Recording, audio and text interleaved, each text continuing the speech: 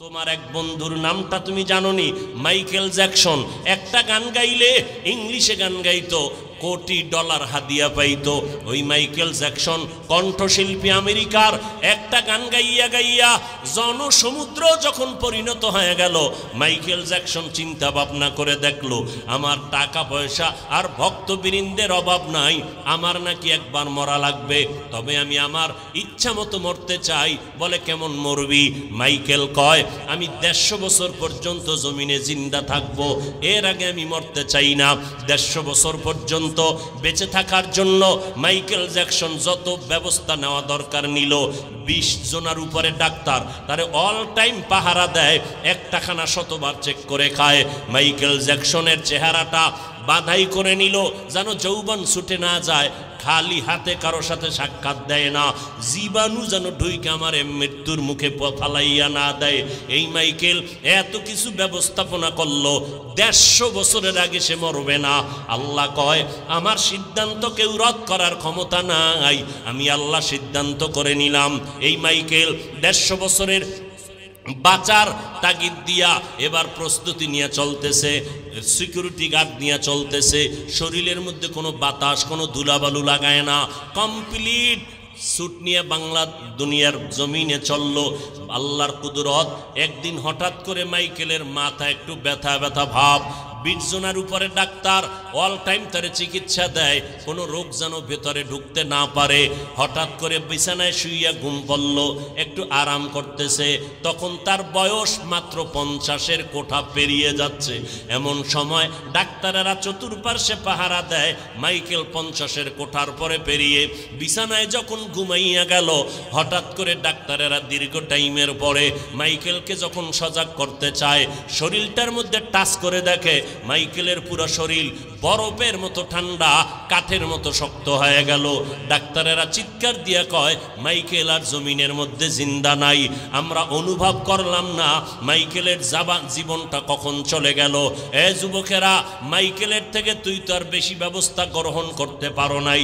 আল্লাহ যেই যৌবন দিছিল, যেই শক্তি দিছিল, মোবাইল চালাইয়া নিজে ইচ্ছা করিয়া সেই পার্সগুলো নষ্ট করলি। তোর পায়ে 2টা হাত দিয়া বলছি, বাবা হাসিয়া হাসিয়া কথা উড়াইয়া দিস না, বালিশে মাথা লাগাই একটু চিন্তা কর।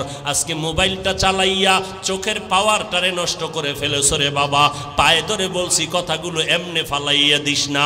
আজকে বালিশে মাথা লাগাইয়া চিন্তা কর, এই মোবাইল চালাইয়া চালাইয়া তোর মাথাটারে গরম বানাইয়া দিলি। এখন লেখাপড়া করতে মনে চায় না, কোনো বই লইয়া পড়তে বসলে মাথা ব্যথা করে।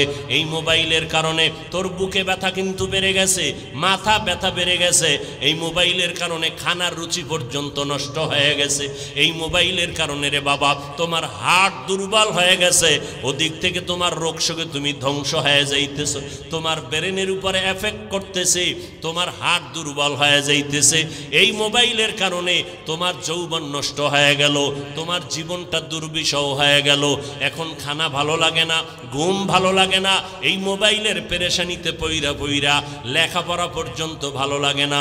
কখন যেন তোমার জীবনটা চলে যায় তোমার জানা নাই। পায়ে হাত রেখে বলছি রে বাবা, একটু আগেও বলছি, আবারও বলতেছি, আমি তোমাদের আমাদের মতো হুজুর হইতে বলি না, একটাই দাবি করে বিদায় নিতে চাই, নবীর আদর্শের মালা গলায় লাগাইয়া স্কুলে পড়ো, কলেজে পড়ো, চাকরি করো, ব্যবসা করো। বলবা হাফিজ ভাই এটা কেমনে সম্ভব?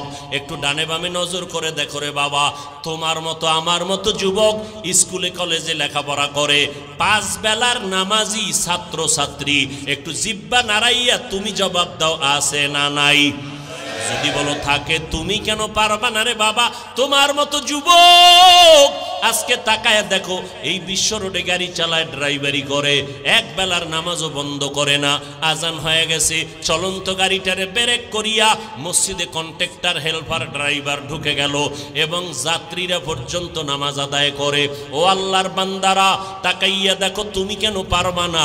তোমার আমার মতো যুবক বান্দারা র্যাব, আর্মি, পুলিশ, বিডিআরের চাকরি করে, 1 বেলার নামাজও বাদ দেয় না। বলো বাবা, তুমি কেন পারবা না? তোমার আমার মতো যুবক তাকায় দেখতেছো নদীর মধ্যে মাছ ধরে, জমিনের মধ্যে কৃষি কাজ করে, এক বেলার নামাজও বাদ দেয় না। বাবা তুমি কেন পারবা না?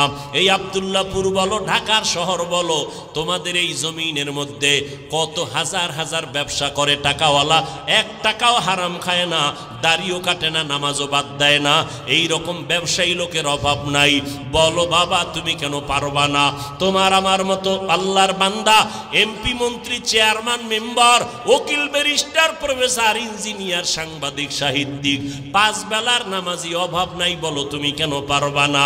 আমার মনটা বলে আল্লাহ বুঝি তোমার গুনার কারণে বেজার হয়ে গেল, না জানি তোমার মা বাবার বরদোয়া তোমার কপালে লেগে গেল। কারণ তুমি মা বাবাকে কষ্ট দিয়েছো, আল্লাহ তোমার উপরে বেজার হয়ে গেছে।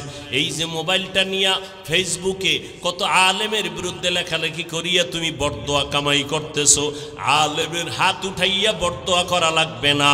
ও আল্লাহর বান্দারা, আল্লাহ যদি বেজার হয়ে যায়, আল্লাহ পাকের আইনটা কি জানো?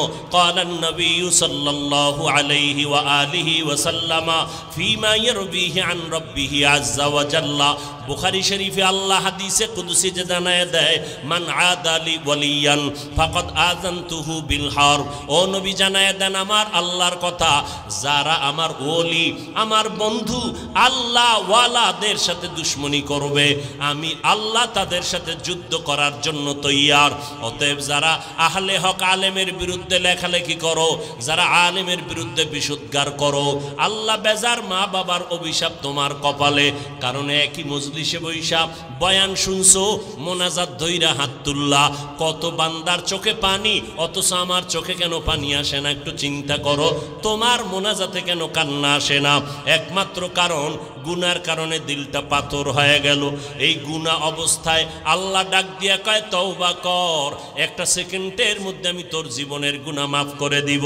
কিন্তু যদি গুনাহ নিয়ে তওবা না করিয়া ওই কবরের মধ্যে চলে যাও, মদিনার নবী বলেন তিনটা প্রশ্ন তোমাকেও করা হবে। রবের পরিচয় দাও, ধর্মের পরিচয় দাও, রহমাতুল লিল আলামিনের পরিচয় দাও।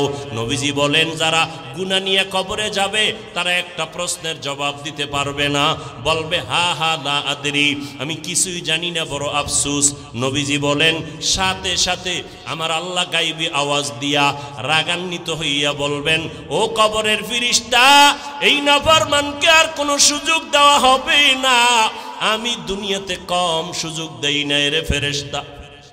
আমার দেওয়া পানি, আমার দেওয়া বাতাস, আমার দেয়া সূর্যের আলো, আমার দেয়া চাঁদের আলো, আমার দেয়া নদীর মাছ, আমার দেয়া গাছের ফল, আমার দেয়া জমিনের ফসল খাইয়া এই নাফরমান একবারও আলহামদুলিল্লাহ বলে নাই, একবারও আল্লাহর শুকর আদায় করে নাই। ওলামায়ে কেরাম পায়ে ধরে ধরে নামাজের দাওয়াত দিত। এই বান্দা আজান শুনিয়া নাফরমান এক বেলার নামাজও মসজিদে গিয়া আদায় করে নাই।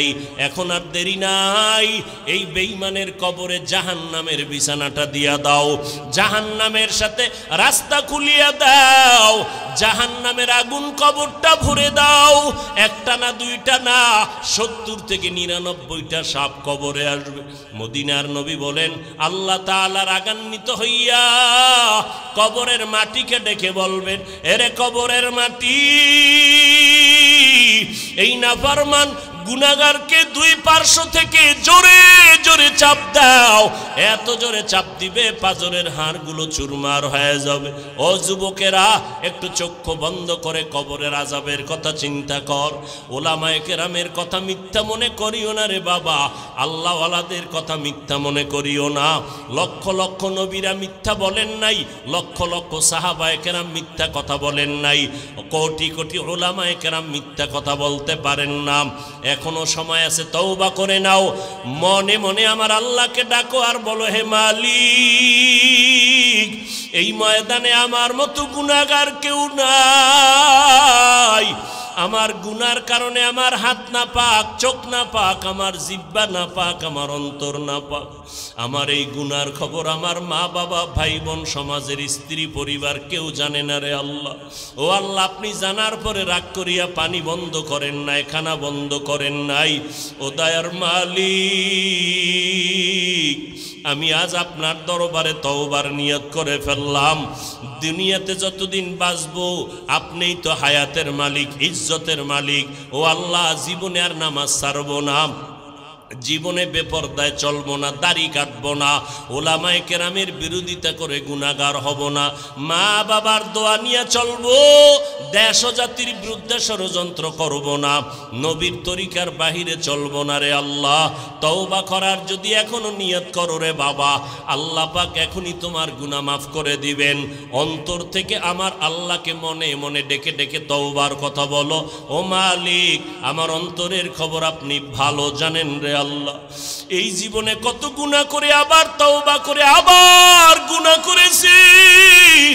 মানুষ আমার সামনে কত পানির বোতল নিয়ে দাঁড়ায়, একটু দোয়াম করে ফু দিয়া দেন, আমার ঘরে কত অসুস্থ রোগী।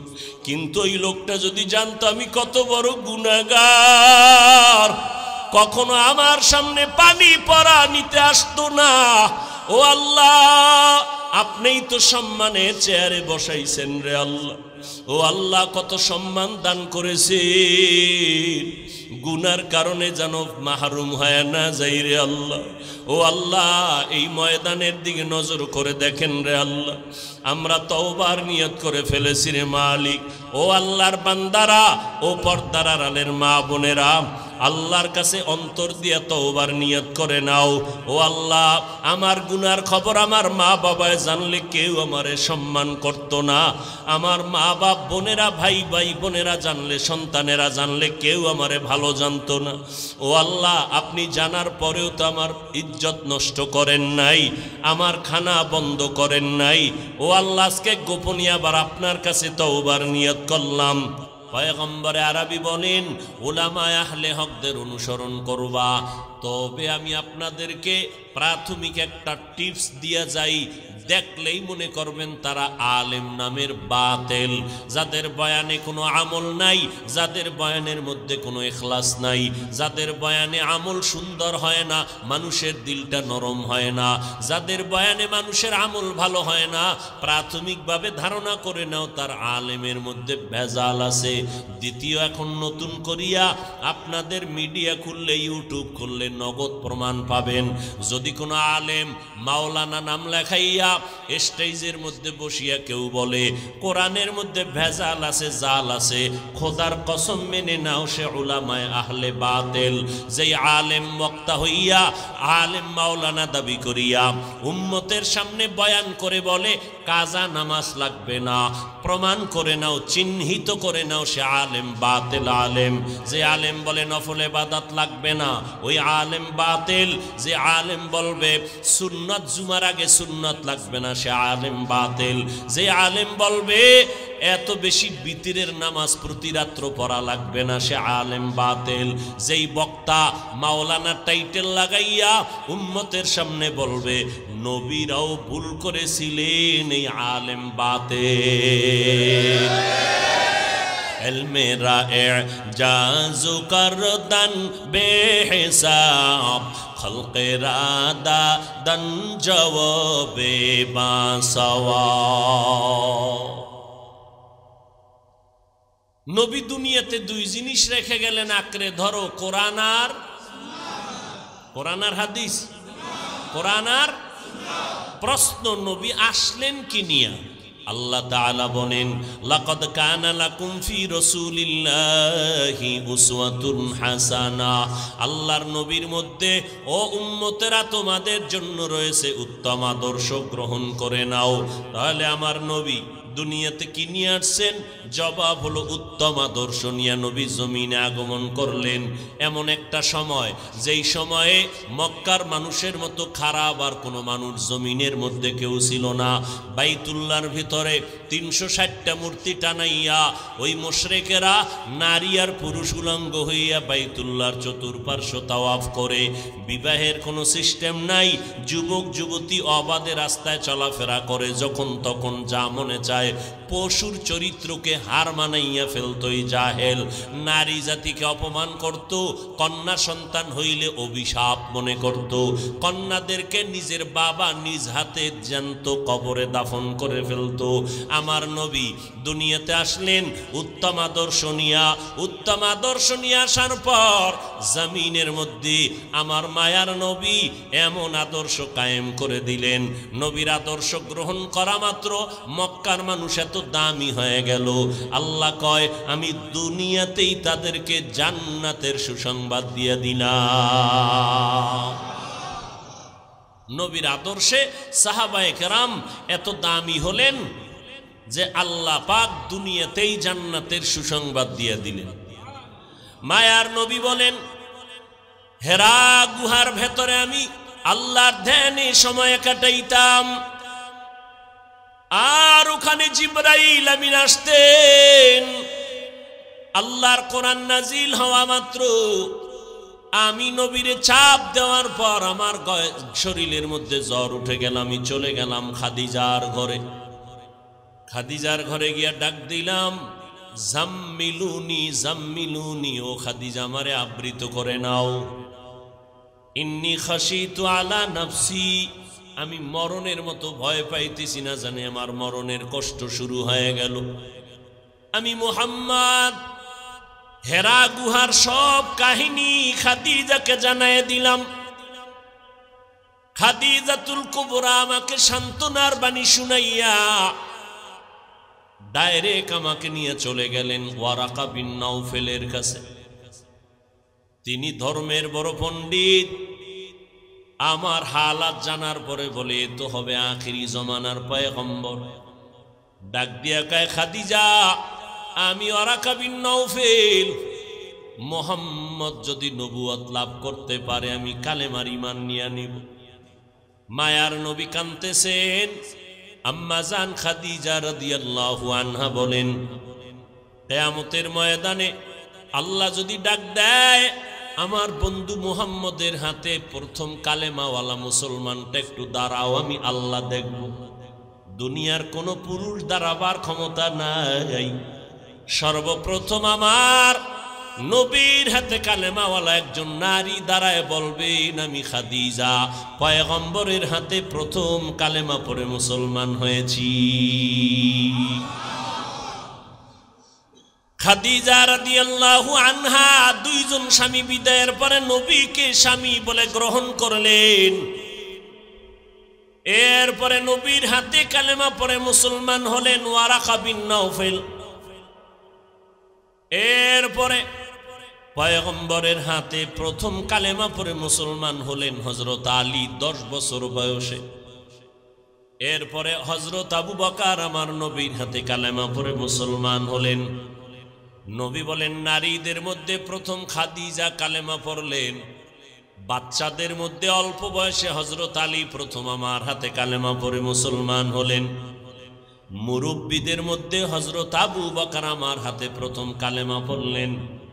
আবু বকর কেমন কালেমাওয়ালা মুসলমান, সব মুসলমান আমার ঈমানের উপরে দাওয়াতের উপরে কিলোকাল করেছেন, প্রশ্ন করেছেন। আবু বকর তিনি এমন একজন ঈমানওয়ালা, আমার দাওয়াত পাওয়া মাত্র প্রশ্ন ছাড়া কালেমা পড়ে ফেলেছে। আল্লাহর নবী বলেন, আমি উত্তম আদর্শ নিয়ে আসলাম, আর এই আদর্শ গ্রহণ করলো মক্কার কাফের মুশরিকেরা। আল্লাহ তাদেরকে এত দামি বানায় দিলেন। এরে নবীর আশিক। নবী বলেন, আমি আর একদিন আবু বকর রাস্তা দিয়া কোথাও জঙ্গলার পাহাড়ের পার্শ্ব দিয়ে কোথাও যাই, হঠাৎ আমাদের পেটের মধ্যে ক্ষুধার আবেগ জাগলো। ক্ষুধা নিবারণের জন্য হঠাৎ ডানে বামে তাকায়া দেখলাম ময়দানের মধ্যে কোনো বকরি পাওয়া যায়নি। দেখলাম বিশাল একটা বকরির পাল, রাখাল দাঁড়ানো আছে। আমি মোহাম্মদ রাখালের সালাম দিলাম, এদিকে আসো। রাখাল এসে দাঁড়ায় গেল। এই রাখাল, বকরি দুধ দেয়নি বলে দেয়, বলে আমাদের একটু দুধ দেয়। ও রাখাল বলে, মালিকের অনুমতি নাই, আমি কেমনে আমার থেকে দিব, আমার কোনো সুযোগ নেই। নবী বলেন, এবার আমি মুহাম্মদ বললাম, ঠিক আছে, তুমি দিতে পারবা না, তোমার আমানতের খেয়ানত হয়ে যাবে, ঠিক আছে, দেওয়া লাগবে না। তবে এমন একটা বকরি দাও যেই বকরিটা দুধ দেয় না, দেওয়ার মতো কোনো কায়দাও নাই, নিয়মও নাই, সিস্টেমও নাই। এমন একটা বকরি নিয়ে আসো। বকরি নিয়ে হাজির হয়ে গেল। নবীর সামনে হাজির হওয়ার পরে বকরিটা রসুলের সামনে দাঁড়ানো। ও আল্লাহ, তুমি বকরির মধ্যে দুধ দিয়া দাও। রাখাল বলে, আমি দেখতেছি যেই বকরি জীবনে দুধ দেওয়ার না, মরিয়া গেলে জবাই করলেও দুধ আসবে না। এই মুহাম্মদ দোয়া করা মাত্র এই বকরিটা দুধে ভরপুর হয়ে গেল। এবার নবী দুধ দহন করিয়া পেট ভরে আবু বকর আর নবী পান করলেন। এরপরে বললে রাখাল। রাখাল বলে, তাকাইয়ে দেখতেছি নবী আবার দোয়া করলেন, আল্লাহ তুমি আবার আগের মতো বকরিটারে বানাইয়া দাও। বকরি আগের মতো হয়ে গেল, এবার ওলান টোলান কিচ্ছু নাই। এবার কয় রাখাল, বকরিটা তুমি পালের মধ্যে দিয়া দাও। আমি এগুলো দেখার পর সহ্য করতে পারি না, এটা সাধারণ কোনো মানুষের এই কারবার হতে পারে না। আমি দেরি না করিয়া আমি সাথে সাথে হাতটা বাড়াইয়া বললাম, আমাকে নবী মুসলমান বানাইয়া দেন। নবী বলেন, এই মুসলমানের নাম আব্দুল্লাহ ইবনে মাসউদ রাদিয়াল্লাহু তাআলা আনহু। সে আব্দুল্লাহ মাসউদ কেমন মাসউদ? সাহাবায়ে কেরাম এত বড় দামি। তিনি বলেন, আব্দুল্লাহ মাসউদের আল্লাহ নবীর কাইফিয়ত দিয়া বানাইছিলেন। পেছন দিক দিয়া আব্দুল্লাহ মাসউদ যদি হেঁটে যাইতো, সাহাবায়ে কেরাম মনে করত রসুল হেঁটে যায়, রসুলের মতো দেখা যায়। আব্দুল্লাহ ইবনে মাসউদ রাদিয়াল্লাহু তাআলা এইভাবে এক এক করে কালেমাওয়ালা মুসলমান হয়ে গেলেন। আল্লাহর নবী বলেন, আমার আদর্শ এত সুন্দর, আমার আদর্শের মতো উত্তম আদর্শ জমিনে আর কারো নাই, কারণ দুনিয়াওয়ালা মানুষের আদর্শ নাপাক। আর আমি মুহাম্মদ 63 বছরের জীবনে একটা মিথ্যা কথা বলি নাই। ও দুনিয়ার মানুষ, একজন নেতার নাম বলো যেই নেতা জীবনে মিথ্যা বলে নাই। আসেনি কোনো নেতা? কয়েকদিন জীবন কেন বয়ানের আগেও মিশা কইয়া বয়ানে ঢুকছি, আবার বের হইয়া মোবাইলের দ্বারা মিশা কথা শুরু করব। এই গজবের মোবাইলে এত পরিমাণ মিথ্যা কথার জিকির উঠাইয়া দিল, চর্চা করাইল, মনে হয় যেন জাহান্নামের ফ্যাক্টরি হাতের মধ্যে লয়া দৌড়াইতেছি। আল্লাহর নবী জীবনে একটা মিথ্যা কথা বলেন নাই। আমার নবীর ঘাম থেকে মিশকের ঘ্রাণ, আমার নবী যখন রাস্তা দিয়ে হাঁটেন দুপার্শ্বের গাছ নত হইয়া নবীরে সালাম জানায়। নবী বলেন, আমি এসে দেখলাম আরবের মানুষ বিধবা নারীদেরকে তুচ্ছ মনে করে ঘৃণার নজরে দেখে। আমি আল্লাহর আদেশে প্রথম বিবাহটা করলাম বিধবা নারী। 2 স্বামী অতিবাহিত করার পরে খাদিজা রাদিয়াল্লাহু আনহাকে আমি বিয়ে করলাম। মক্কার মানুষ, আরবের লোকেরা আমাকে ধিক্কার জানাইতে লাগলো। আমি মুহাম্মদ চিল্লাইয়া বললাম, খবরদার, আমি মুহাম্মদ নারীদের ইজ্জত রক্ষার জন্য এসেছি। বিধবা নারীর ইজ্জত তোমরা দাও না, আল্লাহ ইজ্জত বাড়ায় দিলেন। ওই খাদিজার এত সম্মান, এক তো মুসলমান প্রথম খাদিজা, হাসরের ময়দানে দাঁড়ায় যাবে প্রথম নারী নবীর হাতে মুসলমান। নবী বলেন, শুধু তাই না, আমার যত সন্তান, 3টা ছেলে সন্তান খাদিজার গর্ভ থেকে আসলো। 4টা কন্যা সন্তান আমি নবী পাইলাম, তাও খাদিজার গর্ভ থেকে। জায়নাব আমার মেয়ে খাদিজার গর্ভ থেকে আসছে। উম্মে কুলসুম আমার মেয়ে খাদিজার গর্ভ থেকে আসলো। রুকাইয়া আমার মেয়ে খাদিজার গর্ভ থেকে আসলো। আর সর্বশেষ আমার কলিজা ফাতেমা রাদিয়াল্লাহু তাআলা আনহা আমার খাদিজার গর্ভ থেকে দুনিয়াতে আসছে। কিয়ামত পর্যন্ত এই জমিনের মধ্যে আমার নবীর আওলাদের বংশধর বেঁচে আছে। ফাতেমা রাদিয়াল্লাহু তাআলা আনহুর সন্তান হাসান ও হুসাইন রাদিয়াল্লাহু আনহুমার মাধ্যমে কিয়ামত পর্যন্ত রাসূলের বংশ জিন্দা থাকবে। ফাতেমা রাদিয়াল্লাহু আনহার সন্তানের মাধ্যমে কিয়ামত পর্যন্ত রাসূলের বংশ জমিনে জিন্দা। এরে নবীর আশিক ওই ফাতেমা জান্নাতের নারীদের সরদারিনী নারীর আমার নারী 4টা কন্যা। নবী বলেন দুনিয়ার মানুষ, এই আরবের মানুষেরা, আমার একটা ছেলেও জিন্দা নাই, আমি মুহাম্মদ 4টা কন্যার বাবা হয়ে আছি। আমি জমিনের মধ্যে প্রমাণ করে দিলাম নারীর সম্মান পুরুষের থেকে বেশি। কেমন বেশি জানো? একটা কন্যা সন্তান যেই বাবায় পেয়েছো তুমি একটা জান্নাতের মালিক হয়ে গেলা। যারা 2টা কন্যা সন্তান পেয়েছো তুমি 2টা জান্নাতের মালিক। যারা 3টা কন্যা সন্তান পেয়েছো তারা 3টা কন্যা জান্নাতের মালিক। এই সম্মান আল্লাহর নবীর মাধ্যমে আল্লাহ জিন্দা করে দিলেন। নারীদের এত সম্মান আল্লাহ তাআলার নবী বলেন কিয়ামতের ময়দানে আল্লাহ পাক যদি বলেন আমার দ্বীন ও ইসলামকে জিন্দা করার জন্য কে দ্বীনের পথে রক্তকে বিলীন করে দিয়েছো, আল্লাহ যদি বলে আমি দেখতে চাই শাহাদাতের মর্যাদার মধ্যে কে দ্বীনের পথে রক্ত আগে দিয়েছো। দুনিয়ার কোন পুরুষ শাহাদাতের মর্যাদায় রক্ত বিলীন করা কোন পুরুষ দাঁড়াইতে পারবে না। নবী বলেন পৃথিবীর সব মানুষের মধ্যে প্রথম আল্লাহর দ্বীন জিন্দা করার জন্য রক্ত বিলাইয়া শাহাদাতের মর্যাদা যিনি অর্জন করেছেন তিনি একজন নারী, সুমাইয়া রাদিয়াল্লাহু তাআলা আনহা দাঁড়ায় যাবে। নবীর উত্তম আদর্শের মাধ্যমে নারীর ইজ্জত বাড়লো না কমলো? এই কথা যেই হতভাগা, যেই কপাল পোড়া, যেই গাদ্দারেরা, যেই দুশ্মনেরা, বেঈমানের দালালেরা বুঝে না, তারা বলে ইসলাম নারীর অধিকার দেয় নাই। অথচ আল্লাহর কসম একবার, আল্লাহর কসম 2 বার, আল্লাহর কসম 3 বার। হিন্দু ধর্মে নারীর সম্মান পুরুষের থেকে বেশি দিতে পারে নাই।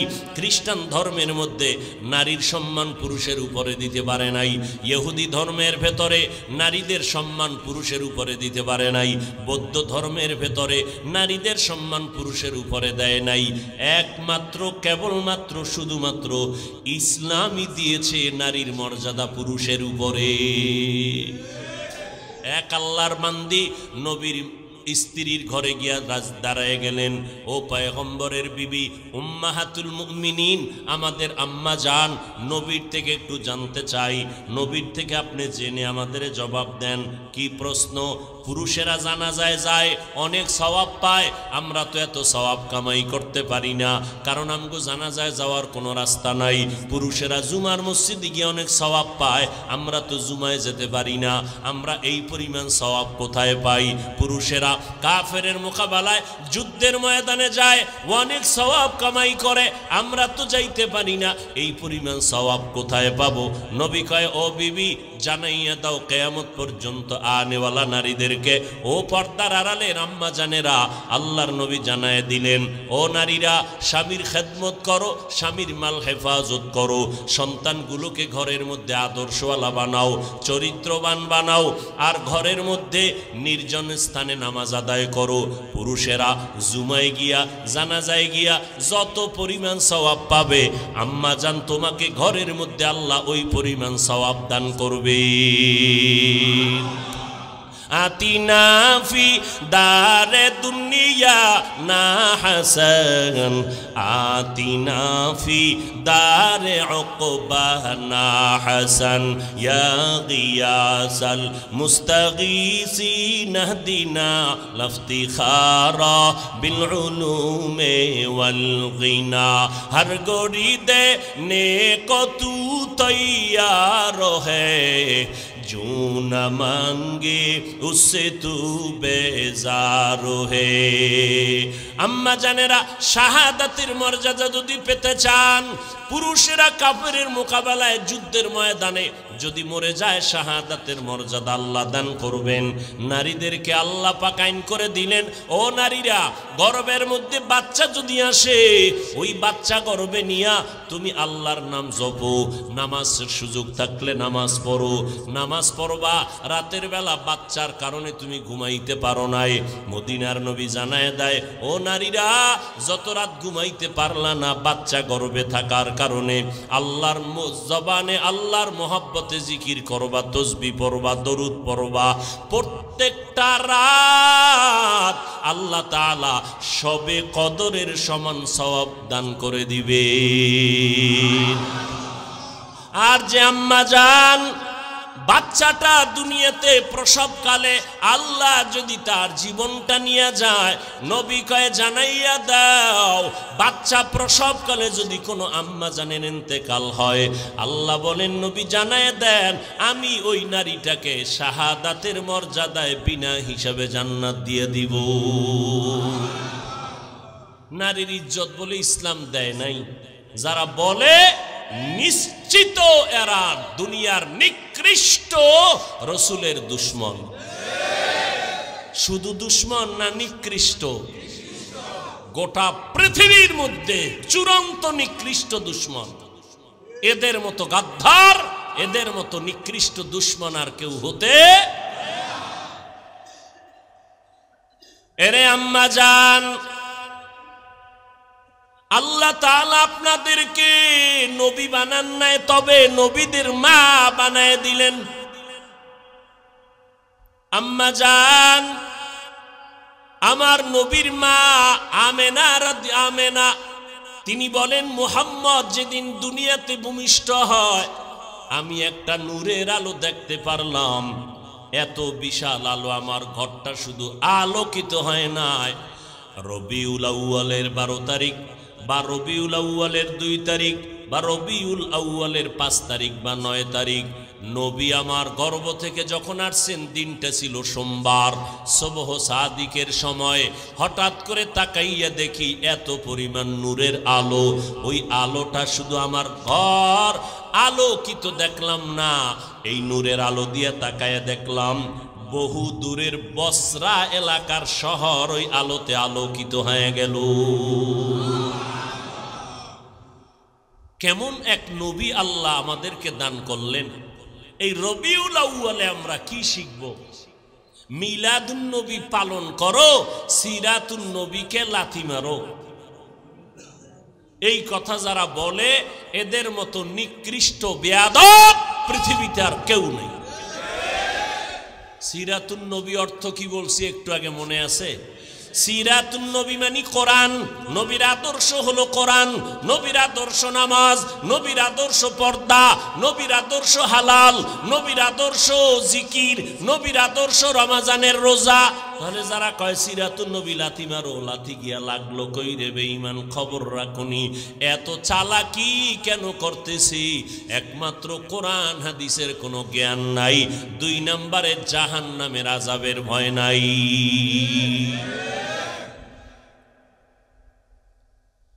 এরে নবীরা আশিকেই রবিউল আউয়ালে। এখন মিলাদুন নবী যারা পালন করবে, আমরা কোরআন হাদিস রিসার্চ করে দেখব আমার নবী কিছু করছেননি। যদি নবী কিছু করেন মিলাদুন নবী উপলক্ষে তো উম্মতেরাও সেটা করতে পারে। মুসলিম শরীফের হাদিস আল্লাহর নবীর থেকে পাওয়া যায়, নবী প্রত্যেক সোমবার দিন রোজা রাখতেন। কি বার? বছরে একবার। নবীর জন্ম হইছে রবিউল আউয়ালে, জীবনে একবার, এক দিন, বার সোমবার। তো নবী রোজা রাখবেন, বছরে একবার রাখতে পারে, প্রতি সোমবার কেন রোজা? আমার নবী বুঝাইয়া দিলেন। সাহাবায়ে কেরাম জিজ্ঞাসা করলেন নবী আপনি সোমবার দিন রোজা রাখেন কেন? আগামীকাল। কি কাল? আগামীকাল। নবী বলেন আমি 2 কারণে সোমবার দিন রোজা রাখি। এক, আল্লাহ যেদিন আমাকে দুনিয়ায় পাঠাইছেন ওই দিনটা ছিল সোমবার। আমি রোজা রাখার মাধ্যমে আমার মিলাদের শুকর আদায় করি। কিসের শুকর আদায় করি? মিলাদের শুকর মানে কি? নবী কও আর জেলাফি খাও। হ্যাঁ, আমি তো চ্যালেঞ্জ দিছি বাংলাদেশে, স্পষ্ট চ্যালেঞ্জ। পৃথিবীর কোন হাদিসে কোন সাহাবী, ইমাম আবু হানিফা, ইমাম শাফিঈ, ইমাম আহমদ বিন হাম্বল, ইমাম মালিক, 4 মাযহাবের 4 ইমাম ইমাম বুখারী, ইমাম তিরমিজি, ইমাম মুসলিম, পৃথিবীর কোন হাদিসে যদি কেউ দেখাইতে পারো রসুলকে সালাম দেওয়া, ইয়া নবী সালামু আলাইকা, ইয়া রসুল সালামু আলাইকা, ইয়া হাবিব সালামু আলাইকা কইয়া কোন সাহাবী রসুলকে সালাম দিছেন, একটা জয়ীফ হাদিসও যদি দেখাইতে পারো ওদিন থেকে তোমার গোলাম হয়ে যাবে। আবু হানিফাও এই সিস্টেমে কোনোদিন সালাম দেননি। তুমি আবু হানিফার মাযহাব মানো, এটা ভাইলা কই? ইমাম শাফি দেন নাই, ইমাম বুখারী দেন নাই, ইমাম মালিক দেন নাই, ইমাম আহমদ বিন হাম্বল দেন নাই। বলে সালাম আল্লাহর নবীরে কেমনে দিবা? ও বাবা তুমি বানাও কেন? আমার আল্লাহ নিজেই শিখাইয়া দিছেন কেমনে সালাম দিবা। আসসালামু আলাইকা আইয়ুহান নাবিয়্যু, মেরাজের রাত্রে আমার আল্লাহ নবীরে সালাম দেওয়ার নিয়ম শিখাইলেন। আল্লাহ যেইভাবে নবীরে সালাম দেয় উম্মতেরা তোমরা ওইভাবে সালাম দাও। কয় কি?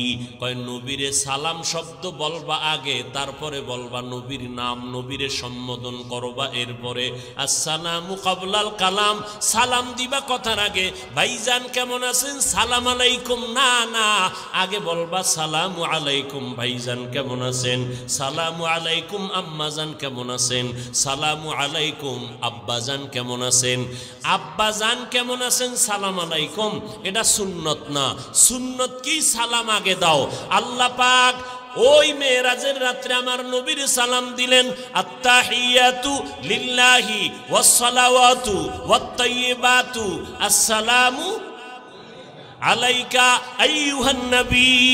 আল্লাহ আগে সালাম দিলেন, তারপরে বললেন আইয়ুহান নবী, নবী শব্দটা বললেন পরে, সালাম দিলেন আগে।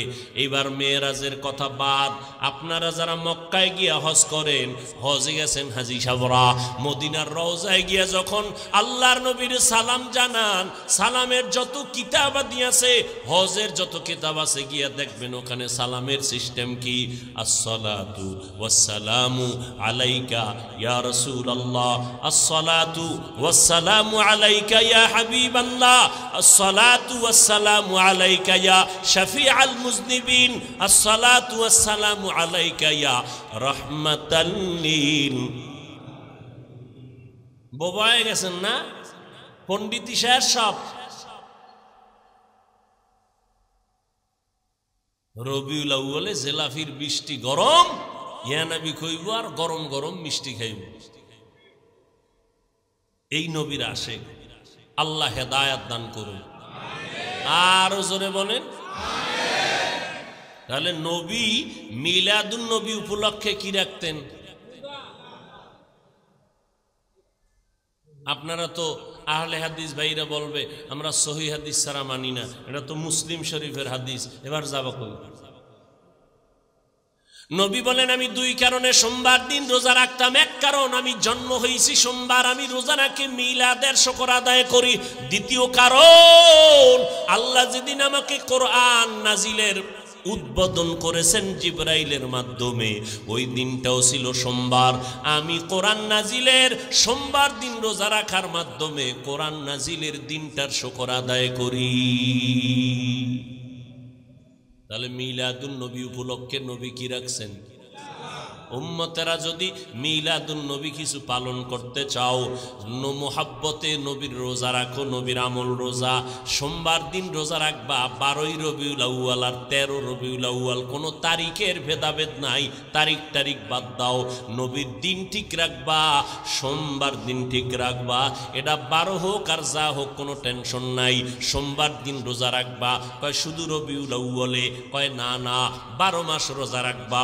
নবীও রোজা রাখছেন 12 মাস সোমবার দিন। কারণ নবী বুঝাইয়া দিলেন মিলাদুন নবী শুধু বছরে একবার না, 12 মাস মিলাদের আমল করো। কি শুধু রবিউল আউয়ালের 1 মাস? মিছিল দিয়া গেলি কই? 11 মাস যে খুঁজেও পাওয়া যায় না। রবিউল আউয়ালের 12 তারিখ বাজার গরম, বাকি 11 মাস গেলা কই বলো? মদিনার নবী প্রত্যেক সোমবার রোজা রেখে প্রমাণ করে দিলেন আমার মিলাদে খুশি একদিন হলে চলবে না, আমার মিলাদের খুশি থাকতে হবে 12 মাস। আমগো সামনেও আয় না ভুলো, কারণ ধরা খায় যে যায় কই যারা ধর্মীয় জ্ঞান থেকে দুর্বল এদেরকে দিয়ে ধোকা দেয়। দেখেন নবী নামাজ পড়লেন, রোজা ওরাও দিন রোজা তো দূরের কথা, ফজরের নামাজ নাই, বেপর্দা হইয়া এরপরে মিছিল, গলায় ফুল, ঘোড়ার গাড়ি বানাইয়া কত বাজে উদ্ভট উল্টাপাল্টা কাজ করে, আর কোনো সীমানা। আল্লাহ হেদায়াত দান করেন। কি নবীর মিলাদের বিরুদ্ধে বললাম?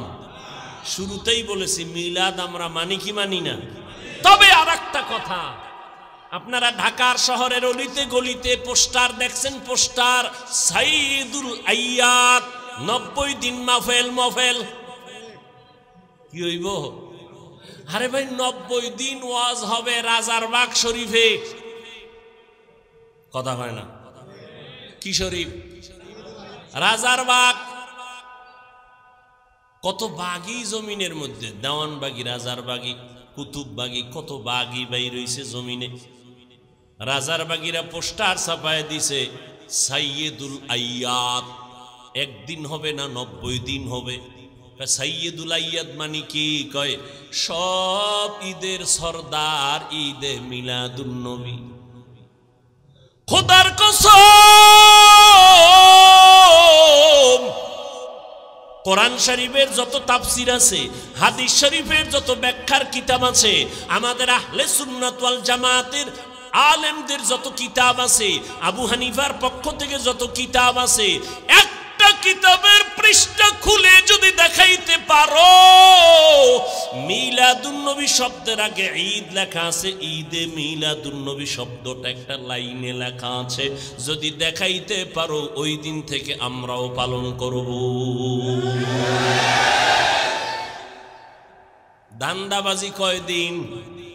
আজরাইল আসবে না যতদিন, আজরাইল যেদিন আসবে ওদিন সব মুখোশ উন্মোচন হয়ে যাবে। আল্লাহ হেদায়াত দান করুন। রসুলের সিরাত পাওয়ারফুল শব্দ, কারণ কান ধরে টানলে মাথা যেমন আসে, সিরাতুন নবী বললে মিলাদুন নবী ভিতরে আসে। এটা আলাদা বলা লাগবে না। রসুলের জীবন বলতেই তো জন্ম থেকে শুরু, কথা ঠিক না? তাহলে জীবন বলতে সিরাতুন নবী বললে মিলাদুন নবী বলতে হয় না, কারণ সিরাতের মধ্যে মিলাদ আছে না নাই? জীবনের মধ্যে জন্মদিন আছে না নাই? এই জন্য আমরা সিরাতুন নবী পাওয়ারফুল শব্দ মানি, আমাদের আলাদা মিলাদুন নবী মানি স্লোগান দেওয়ার কোনো দরকার হয় না। কিন্তু যারা বলে মিলাদুন নবী কায়েম করো, সিরাতুন নবী লাথি মারো, কত বড় মারাত্মক কথা। ভাই আমাকে হিংসা করো, অমুক পিসাবরে করো, সেটা তুমি পিসাবেরে গালি দাও, আমারে দাও, তুমি রসুলের শানের শব্দ নিয়ে কেন কটাক্ষ করো? আল্লাহ হেদায়াত দান করুন। ভাইরা আমার, পয়গম্বরের আদর্শ, উত্তম আদর্শ নিয়ে আসলেন। কেমন নবীর উত্তম আদর্শ! আমার নবীর উত্তম আদর্শের মতো আদর্শ জমিনে আর নাই। মায়ার নবী কেমন দামি নবী, যার কোনো গুনাহ নাই। আম্মা জান আয়েশা বলেন, নবীর ঘাম বোতলের মধ্যে ভরে রাখতাম আমরা, মাঝে মাঝে নবীর ঘাম আতর হিসাবে ব্যবহার করতাম। কেমন মায়ার নবী আমার! নবী একদিন হাঁটতেছেন, নবী তো একদিক দিকে তাকায় হাঁটতেছেন, নজর নিচে, কিন্তু কানের মধ্যে আওয়াজ আসতেছে পেছনে যারা কারা হাঁটতেছে। দেখেন না, এমপি সাহেব আসবে, চেয়ারম্যান আসবে, দলে সাঙ্গ পাঙ্গ আছে না নাই? ভাব অন্যরকম। আমি বক্তা হয়ে আসছি, আমার খাদেম খুদ্দমের অভাব নাই, গাড়ি হাঁকাই আসলাম। মদিনার নবী যাচ্ছেন কোথাও, পেছনে আওয়াজ আসতেছে, সাহাবায়ে কেরামের দল আছে। নবী জায়গায় বসে বললেন, সাহাবায়ে কেরাম বসে বললেন। সাহাবায়ে কেরাম জিজ্ঞাসা করলেন, নবী বসলেন কেন? বুঝতে পারি নাই। কয়, তোমরা আমার পেছনে হাঁটো, মানুষ মনে করবে আমি কত জানি দামি, আমার দবদবা আর কত শান শওকাত। আমি এটা দেখানোর জন্য দুনিয়ার মধ্যে আসি নাই। আল্লাহ পাক আমাকে চূড়ান্ত আদব শিক্ষা দিয়েছেন, আদাবানি রব্বি ফা আহসান আহসানা তাদিবি, আল্লামানি রব্বি ফাআহসানা তালিমি। আল্লাহ আমাকে আদব শিখাইছেন, আমি দবদবার সাথে হাঁটবো না, আমি ভাবসাব নিয়ে চলবো না, আমি একা একা চলবো। ওই নবীর আদর্শে গড়া হযরত ওমর, অর্ধ জাহানের খলিফা। যেই ওমর আমার নবীর গর্দান কাটার জন্য দৌড়ায়, ওই ওমর নবীর হাতে কালামা পড়ে এতটা দামি হয়ে গেল, সেই ওমর রাস্তা দিয়ে যখন হাঁটে শয়তান ওই রাস্তায় চলে না। একটা মিনিট চিন্তা করে দেখিন কেমন মানুষ ওমর। এটা মানুষ না অন্য কিছু যে শয়তান তারে ভয় পায়। যেই শয়তান আল্লাহর সামনে চালাকি করলো, আর সেই শয়তান ওমরের দেখলে দৌড়। কেমন ওমর? কয় পাওয়ার কি? কয় মোহাম্মদের পাওয়ার। এই মোবাইলে কেমন গজব এনে দিল। ওই কত যুবকের তারমার ছিঁড়ে গেছে, পুরা তার ছিঁড়ছে। ও মাও চেনে না, বাপ চিনে না, ভাই চেনে না, বউ চেনে না, কিচ্ছু চিনে না। মোবাইল চালাইতে চালাইতে এমন মাথা নষ্ট, ফ্রি গেমস খেলছে, ফ্রি। এবার তারমার ছিঁড়ে গেছে, বাথরুম না মোবাইল, মোবাইল মোবাইল, ঘুমের ভিতরে মোবাইল, বাথরুমে মোবাইল, অল টাইম খালি মোবাইল দাও, মোবাইল দাও, মোবাইল দাও। এখন কিচ্ছু ভালো লাগে না, পুরা রাস্তার পাগল হয়ে গেছে এই মোবাইল চালাইয়া বহু যুবক। আমি মিছা কই না, তোরা সব তো সাক্ষী দে, তোরা সাক্ষী দেস না? তোদের মতো যুবক মোবাইলের গেমস খেলা পাগল হয় নাই? কথা ক। তোর তারমার ছিঁড়ে নাই? তোর রাত্রের ঘুম নাই, খানা নাই, মা কয় মা আয় ঘুমা, কয় তুমি ঘুমাও, আমার টেনশন তুমি কেন করো? খানা খবর নাই, কাঠন হয়ে গেছে শুকাইয়া কাঠন। কেন? ওই তো একদিকে খানা খায় না, অপর দিকে ভিতরে যা ছিল সব ঘুমের ঘরে শেষ, কাঠন হয়ে গেছে। চেহারাটা ভাল্লুকের মতো, আবার বেহায়ার মতো। যাও একটু লাইনে আসিল, চুল কাটতে বান্দর হয়ে গেছে। যাও একটু চেহারাটা দেখাইতো, ওই ইন্দুর আর বান্দরের মতো চুল কাটায়, এখন পুরা ভাল্লুক হয়ে রয়েছে। কি খুব কষ্ট লাগে না? আকামটা যখন করো তখন কষ্ট লাগে না? হুজুরে কইছে একটু ভালো মানানোর জন্য, খুব কষ্ট লেগে গেছে। রসুলের তরিকায় চুল কাটাটা ভালো লাগে নাই? বেঈমানের পা চাটা গোলাম হইয়া চুল কাটছো, লজ্জা করে না তোর? আবার আশেক দাবি করো রসুলের। আমার রসুলের তরিকায় চুল কাটার নিয়ম নাই, তো বেঈমানের পা চাটলি কেন? আবার দাবি করো আমরা হুজুরদের থেকে ভালো, আমরা রসুলের আশেক। লজ্জা গেল কই তোমার? তোমার মতো মানুষের আল্লাহ কি কইছে জানো? আমি হুজুরেরটা শুনে তুমি রাগ করলা। আল্লাহ কি কইছে জানো? তুই কুত্তা, তুই শুকর, তুই গরু। কয় না না না না, বালহুম আদাল, তুই কুকুর শুকর চার পাও জানোয়ার ওয়ালাদের থেকেও তুই খারাপ। কে কইছে? কে কে? এবার শুন আল্লাহ কোথায় কইছে। ওয়ালাকাদ যারানা লিজাহান্নামা কাসীরাম মিনাল জিন্নি ওয়াল ইনস লাহুম কুলুবুন লা ইয়াফকাহুনা বিহা ওয়া লাহুম আ'য়ুনুন লা ইউবসিরুনা বিহা ওয়া লাহুম আযানুন লা ইয়াসমাউনা বিহা উলাইকা কাল আনআমি বাল হুম আদাল উলাইকা হুমুল গাফিলুন।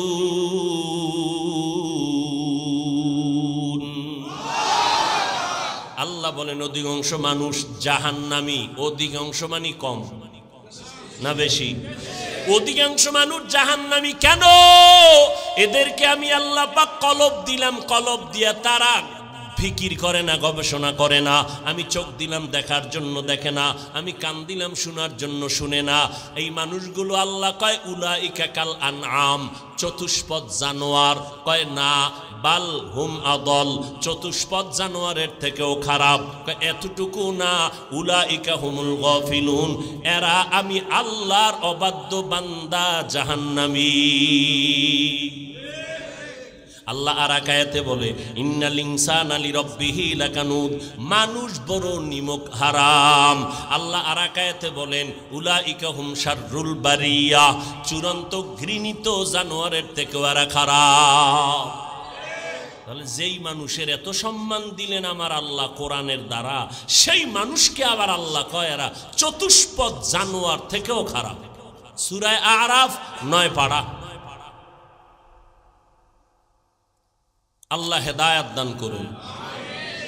যা কিছু বলি উদ্দেশ্য কি সবাই খারাপ হয়ে যাবে? উদ্দেশ্য কি সবাই নবীর আদর্শওয়ালা হয়ে যায়?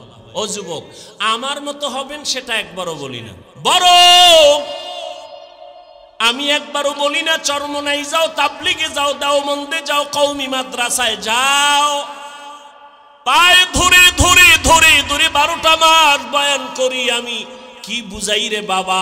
চরমনাই না গেলে গুনাহ হবে একবারও বলি নাই, তাবলিগে না গেলে গুনাহ হবে একবারও বলি নাই, কওমি মাদ্রাসায় না পড়লে গুনাহ হবে একবারও বলি নাই। ও ভাই, দেওবন্দীদের কাছে না গেলে গুনাহ হবে একবারও বলি নাই। সারা জিন্দেগির চিৎকারের আওয়াজ হলো 2টা, ও বান্দা জীবনে যতদিন বেঁচে থাকবা গোলামি করবা আল্লাহর, আর আদর্শ মানতে হবে মদিনাওয়ালা নবীর। এই আদর্শ মানতে গিয়া তুমি চরমনাই যাওয়া কোনো বাধ্য না, তুমি তাবলিগে যাওয়া বাধ্য না, বরং যারা স্কুলে পড়ো আলহামদুলিল্লাহ, কলেজে যারা লেখাপড়া করো আলহামদুলিল্লাহ, আমাদের মাদ্রাসায় তোমার আসার কোনো দরকার নাই। কোনো মৌলবী যদি তোমাদের দাওয়াত দেয়, আমি হাফিজুর রহমান বলে গেলাম, তাদের দাওয়াত তুমি কবুল করবা না, কারণ আমার মাদ্রাসায় আলেম মুহাদ্দিস মুফতি মুফাসসির ছাত্রের অভাব নাই। আমার মাদ্রাসায় ছাত্র অনেক অনেক অনেক। ঘুমানোর জায়গা দিতে পারি না, খানা ঠিক মতো দিতে পারি না, গোসলের জায়গা দিতে পারি না, বরং আমার দেশে আলেম ওলামার দরকার পড়বে না। আমার দেশে অভাব হইল আদর্শবান ডাক্তারের, মুসলমান আদর্শবান ইঞ্জিনিয়ার নাই, মুসলমান আদর্শবান একজন কলামিস্ট নাই, মুসলমান আদর্শবান সাংবাদিক পাই না। আমার দেশে মুসলমান আদর্শবান প্রফেসরের বড় অভাব। আমার দেশে মুসলমান আদর্শওয়ালা মুসলমান এমপির অভাব, মন্ত্রী সাহেবের অভাব, আদর্শবান মুসলমান একজন ডিসি এসপির অভাব। আজ যদি আমার সোনার বাংলায় প্রত্যেকটা থানার ওসি এবং জেলার এসপিডিসি যদি মুসলমান আদর্শওয়ালা নামাজি হইতো, আমগো কোরআনওয়ালাদের কোরআনের বয়ান করতে কোনো পেরেশানি লাগতো না।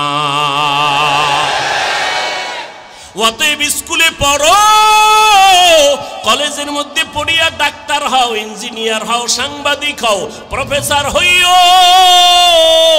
বান্দা তুমি একজন ভালো লেখক হও, একজন ভালো কবি হও, তবে অনুরোধ বেয়াদব হইও না, দুশ্চরিত্রবান হইও না রে বাবা। কারণ বহু ডাক্তার আছে আদব কায়দা নাই, আদর্শ নাই। ডাক্তার হইয়াও তো আমার নবীরে গালি দেয়, ইঞ্জিনিয়ার হইয়াও তো আমার আল্লাহর বিরুদ্ধে কথা বলে। এই মানুষটাকে দুনিয়ার কোনো মানুষ ভালো জানে না। ও পর্দার আড়ালের আম্মা জানেরা, আপনাদেরকে বলতেছিলাম, আগেও বলেছি, আপনারা যদিও নবী না, তবে নবীদের মা, আলেমদের মা, সাহাবায়ে কেরামের মা, আপনারা জান্নাতের নারীদের সরদারিনীর বোন, হাজেরা নবীর মেয়ে ফাতেমা রাদিয়াল্লাহু আনহার মতো নারী, খাদিজা রাদিয়াল্লাহু আনহার মতো নারী, আয়েশা রাদিয়াল্লাহু আনহার মতো নারী। কিয়ামতের দিন 4 জন মহিলার জন্য জান্নাতের 8টা দরওয়াজা খোলা দেওয়া হবে। 8টা দরওয়াজা দিয়া প্রত্যেক দরজায় ডাকবে, আসো আসো, তাড়াতাড়ি জান্নাতের মেহমানখানায় আসো। কয়জন নারীরে ডাকবে? 4 জন নারীকে ডাকবে। এর মধ্যে একজন হবে ঈসা নবীর মা মারিয়াম আলাইহিস সালাম, যিনি জান্নাতের মধ্যে আমার রসুলের সাথে বিবাহের ব্যবস্থা হয়ে যাবে। ওই জান্নাতের ময়দান থেকে 8 দরওয়াজা হাসরের ময়দানে ডাকবে। 4 জন নারীর জন্য 8টা দরওয়াজা খোলা। প্রথম দরওয়াজা থেকে 8ম দরওয়াজা পর্যন্ত সব দরওয়াজা থেকে আওয়াজ আসবে, দারোয়ানেরা বলবে, আসো, মেহমানখানা তৈয়ার হয়ে গেল।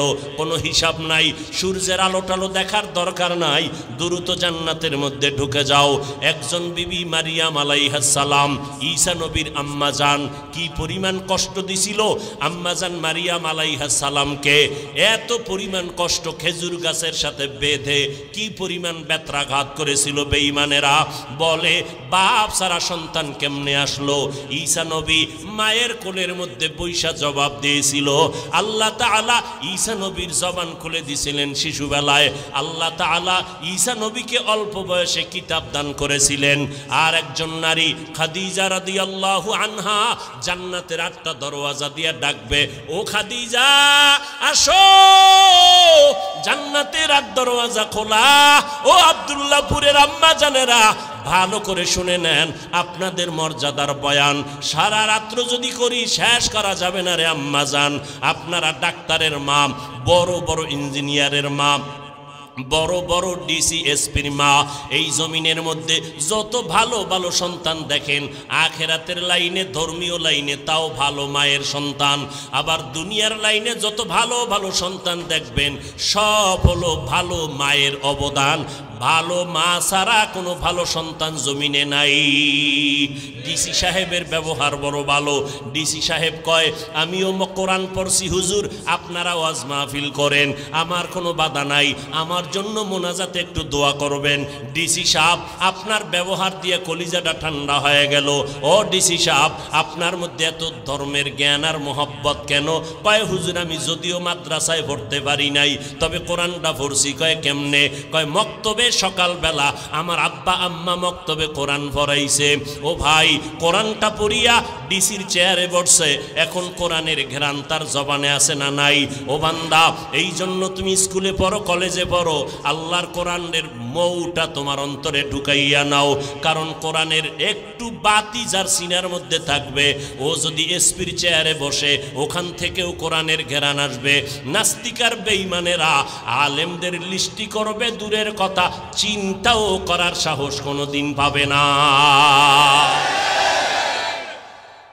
এরে যুবক, অনুরোধ করে বলি, বিগত জীবনে অন্যায় করেছো, তওবা করো, রবিউল আউয়াল থেকে শিক্ষা গ্রহণ করো।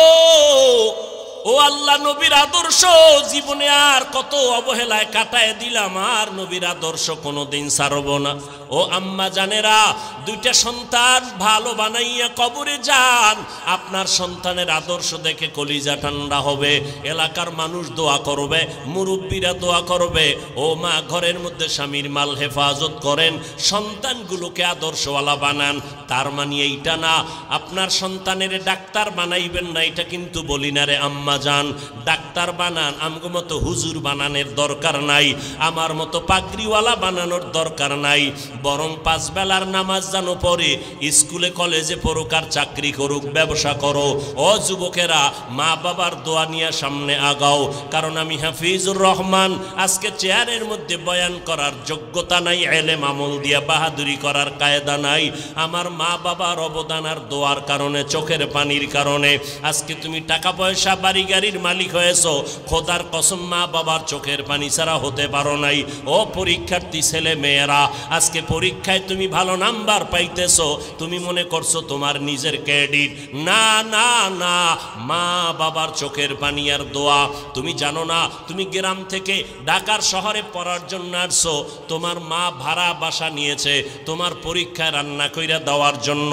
ওই মা যখন শোনে তোমার পরীক্ষা চলতেছি, ওই মা কিন্তু ঘুমায় না, রাতের বেলা জায়নামাজে বসিয়া মা চোখের পানি ছেড়ে দোয়া করে, আল্লাহ আমার ছেলেটারে তুমি কামিয়াবি দান করে দাও। ওই মায়ের দোয়ার কারণে আজ তুমি পরীক্ষায় ভালো নাম্বার অর্জন করেছো। পর্দার আড়ালের মা বোনদেরকে বলবো, আপনারাও পর্দানিশী হয়ে যান, আল্লাহর মোহাব্বত নিয়ে চলেন। কয়দিন আর দুনিয়ার মধ্যে বাহাদুরি করবেন, কয়দিন আর দুনিয়াতে হায়াতের গ্যারান্টি দিবেন। ও আম্মা জান, আজকে সন্তান নিয়ে বাহাদুরি করেন, স্বামীর মাল নিয়ে বাহাদুরি করেন।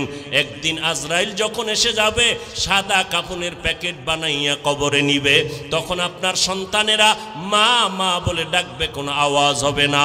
ওই কবরে যখন যাবেন, কে নারী কে পুরুষ কোনো ভেদাভেদ নাই, কে মাওলানা কে মুফতি সাহেব ভেদাভেদ নাই, কে পীর কে মুরিদ কোনো ভেদাভেদ নাই, কে ডাক্তার কে ইঞ্জিনিয়ার কোনো ভেদাভেদ নাই, কে বক্তা কে শ্রোতা ভেদাভেদ নাই।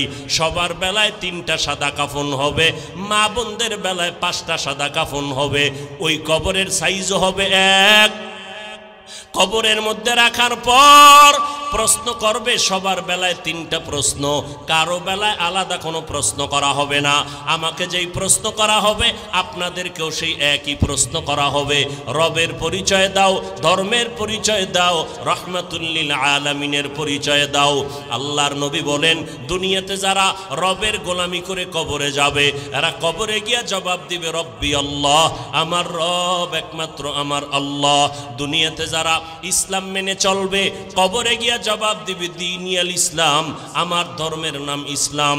দুনিয়াতে যারা নবীর সুন্নতের মালা গলায় লাগাইয়া চলবে, ও যুবকেরা, বৃদ্ধ বাবাজিরা, পর্দার আড়ালের আম্মা জানেরা, আঙ্গুলের নখগুলো কেমনে কাটবেন সেখানেও নবীর সুন্নত যারা মেনে চলবে, চুলগুলো কেমনে রাখবেন সেখানেও বিশ্বনবীর আদর্শ যারা মেনে চলবেন, জুতাগুলো কেমনে পরবেন সেখানেও নবীর সুন্নত যারা মেনে চলবেন, মসজিদে কেমনে ঢুকবেন বের হবেন, বাথরুমে কেমনে ঢুকবেন বের হবেন সেখানেও নবীর সুন্নত যারা মেনে চলবেন, খানা খাইতে বসবেন কেমনে সেখানেও নবীর সুন্নত, হাত দুইটা কেমনে ধুইবেন সেখানেও নবীর সুন্নত। একটা একটা বয়ান করলে সারা জিন্দেগি চলে যাবে রে বাবা। খানা খাইতে যখন বসবেন, যেই প্লেটের মধ্যে খানা নেবেন ওই প্লেটে কখনো হাত ধুইবেন না। নবীজি বলেন, দোনো হাতের কবজা পর্যন্ত আলাদা একটা পাত্রের মধ্যে ধুইয়া নাও। নবীর উম্মতেরা চিল্লাইয়া চিল্লাইয়া আলেম ওলামারা জীবনভর বলল, হাতের কবজা পর্যন্ত ধুইয়া এরপরে ভিন্ন প্লেটে খানা নিয়ে খাও। হুজুরদের কথা, মদিনাওয়ালার সুন্নাত গায়ে লাগায় নাই। সরকার যখন পুলিশ নামাইয়া দিল, বেতের বাড়ি দিয়া সবটিরে সাইজ করিয়া দাও, হাতের কবজা পর্যন্ত ধুইতে হবে, না হয় করোনায় মরে যাবে। পুলিশের বেতের বাড়ির ভয়ে এই বেহায়া বাঙালি হাত ধুইতে রেডি হলো, কিন্তু আলেমের কথায় মদিনার মোহাব্বতে হাত ধুইতে রাজি হয় নাই। কি পরিমাণ বেহায়া, বেলাজা, বেশরম! এরে নবীর আশিক, তুমি যখন প্লেটের মধ্যে খানাটা নিবা, ডান দিক দিয়া তুমি খানা শুরু করবা, বিসমিল্লাহ বলিয়া খানা শুরু করবা। এরে আল্লাহর বান্দা, বাম হাতে কোনো তরকারি নিবা না, ডান হাতে নিবা। বলবা, হাফিজ ভাই আমার ডান হাতে ভাত দিয়া তো লাগানো, আমি কেমনে চামচ দিয়া নিব? বলে, চামচটা তুমি আঙ্গুলগুলো ভালো চেটে এরপরে তুমি চামিচের অংশটা এখানে ধরো, বৃদ্ধা আঙ্গুল আর শাহাদাত আঙ্গুলের মাঝখানে ধরিয়া এরপরে তুমি চামচের আগা হোক বা গোড়া দিয়া ধইরা তুমি তরকারি নাও, মাছ নাও, নবীর তরিকা মতে চলো। এরপরে বান্দা নবীর তরিকা মতে খানাটা খাইয়া শেষ সময় প্লেটটা চেটে চেটে খাও, আর ফাঁকে ফাঁকে তুমি আল্লাহর শুকর আদায় করো। লাকাল হামদু ওয়া লাকাশ শুকর, ও মালিক তোমার শুকর আদায় করি। কত মানুষ সামনে খানা পায়, খাইতে পারে না, করে আল্লাহ তুমি আমার পেট স্টোমার ভালো রাখছো, হজম শক্তি ভালো রেখেছো, আল্লাহ তোমার শুকর আদায় করি। খানার পরে নিজের ওই খানার প্লেটে হাত ধুইও না, অন্য প্লেটে আবার দোনো হাতের কবজা পর্যন্ত ধুইয়া নাও। নবীর সুন্নাত অনুযায়ী যদি চলো, ডাক্তারের কোনো পরামর্শ লাগবে না। আমার নবী হলেন বিশ্বব্যাপী বড় ডাক্তার। বিজ্ঞানীরা গবেষণা করতেছে, মোহাম্মদ এমন একজন ডাক্তার ছিলেন, নবী সবুজ কালারটাকে পছন্দ করেছেন, সাদা কালারের পাঞ্জাবি পরেছেন, এরপরে নবী সবুজ কালো পাগড়ি পরেছেন, কিন্তু নবী বেশিরভাগ সাদাটাকে পছন্দ করেছেন। বিজ্ঞানীরা মাথা খাটাইয়া আবিষ্কার করতে শুরু করলো, মোহাম্মদ দোজাহানের সর্দার সাদা কালারটাকে বেশি মোহব্বত কেন করলেন? গবেষণা করিয়া এইবার বিজ্ঞানীরা, স্বাস্থ্য বিজ্ঞানীরা লেখা দিছে, সাদা কালার মোহাম্মদ পছন্দ করার কারণ হলো 12টা মাসের মধ্যে কিছুদিন গরম, কিছুদিন শীত হয়, ঠান্ডা হয়। ঠান্ডার মধ্যেও সাদা কালারটা শরীরের জন্য মেশিন হয়, গরমের সময় সাদা কালারটা শরীরের সাথে ম্যাচিং করে। কারণ সূর্যের যত গরম হোক না কেন, সাদা কালারটা কন্ট্রোল করে শরীরের সাথে, এরপরে অ্যাডজাস্ট করে দেয়। আবার যত প্রচণ্ড গরম হোক না কেন, সাদা কালারে আইসা লাগার পর এরপরে কন্ট্রোল কইরা ওই বাকি অংশ শরীরের সাথে অ্যাডজাস্ট করে দেয়। সাদা পোশাক থাকলে, আপনারা যারা সৌদি আরবে গেছেন, আমরা গেছি দেখছি, আমাদের গরমে জিহ্বা ফেটে যায়, হাত ফেটে যায়, ওদের কোনো হাত ফাটে না। ওরা একটা জামা, মোটা সাদা কাপড়ের জামা পইরা কলার লাগাইয়া আবার রুমাল মাথায় দিয়া প্রচণ্ড গরমের মধ্যে দৌড়ায়। চিন্তা করলাম আমার নবী সাদা কালারটা পছন্দ করার কারণটা কি? বিজ্ঞানীরা যা বলছে তাই সঠিক। বিজ্ঞানীরা কয় মোহাম্মদ মেসওয়াকের আইন কেন করলেন? মেসওয়াক দিয়া নামাজ পড়ো রে বান্দা, মেসওয়াক করিয়া যদি ওযু বানাইয়া নামাজ পড়ো, একটা মেসওয়াকের নামাজে এক এক রাকাতে 70 রাকাতের সমান সওয়াব আল্লাহ তোমার আমল নামায় দান করবে। এই মেসওয়াকের দ্বারা দাঁত পরিষ্কার হবে, এরপরে দুর্গন্ধ চলে যাবে, যেটা বেরাসের দ্বারা কোনোদিন হবে না। আমিও বেরাস করি, কিন্তু বেরাসের দ্বারা সাময়িক দাঁতের ময়লা যায়, কিন্তু দুর্গন্ধ দূর হয় না। নবী বলেন মেসওয়াক করো, আর এই মেসওয়াক করলে 100 উপকার আছে মেসওয়াকের মধ্যে। এর মধ্যে সর্বশ্রেষ্ঠ উপকার, মরণকালে জবানে কালেমা জারি হয়ে যাবে। 10টার সময় নামাজ বাদ দিয়া বেরাস গুতাও, মেসওয়াকের খবর নাই। এরে নবীর আশিক, রবিউল আউয়াল তোমাকে কি বার্তা দেয়? বলে নবীর সুন্নতের মালাটা গলায় লাগাও, নবীর মোহাব্বতে টুপিটা মাথায় দাও। আজকে থেকে তওবা করো। ওই অন্ধকার কবরে যারা সুন্নতের আমল নিয়ে যাবে, নবী বলেন কবরের মধ্যে নবীকে দেখাইয়া বলবে, এরে কবরওয়ালা চিনো, নবীর চিনোনি? নবীর যারা সুন্নতের আশিক এরা দেখা মাত্র চিনে ফেলবে। নবী বলেন চিনা মাত্র বলবে, এই তো আমার মায়ার নবী, হাজা মুহাম্মাদুনা সাল্লাল্লাহু আলাইহি ওয়াসাল্লাম, আমার মায়ার নবী। এই নবীরে দেইখা দেখতে পারি নাই, তবে আলেমের কণ্ঠে বয়ান শুনিয়া টুপি পরলাম, নামাজ পড়লাম। ও নবীর আশিকের দল, আল্লাহর নবী বলেন সাথে সাথে আমার আল্লাহ গাইবী আওয়াজ দিবেন, ও কবরের ফেরেশতা, আমার বান্দাটারে আর কষ্ট দিও না। দুনিয়াতে আমার বান্দা কম কষ্ট করে নাই, রাতের বেলা ঘুমাইতে পারে নাই, যখন পশু পাখি ঘুমায় গেল, নদীর মাছ ঘুমায় গেল, আমার বান্দা বান্দি ঘুমায় গেল, গাছের পাতা পর্যন্ত নীরব হয়ে গেল, পশু পাখিরাও ঘুমায়, জঙ্গলের মধ্যে কোনো কোলাহল নাই, সব জায়গায় আওয়াজ বন্ধ।